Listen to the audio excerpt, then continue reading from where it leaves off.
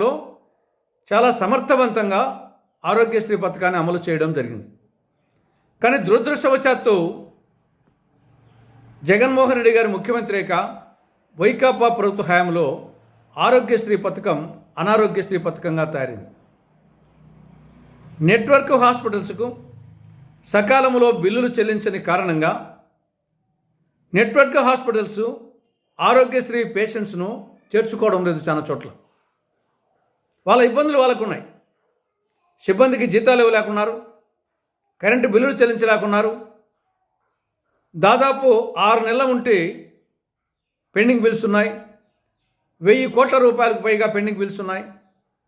దీనికి తోడు ఈ యొక్క ప్యాకేజీ ధరలు ఎప్పుడో 2013లో 10 ఏళ్ల క్రితం నిర్ణయించారు. ఈ లోపల రేట్లు పెరిగాయి, కానీ ప్యాకేజ్ ధరలు మాత్రం పెంచలేదు. కాబట్టి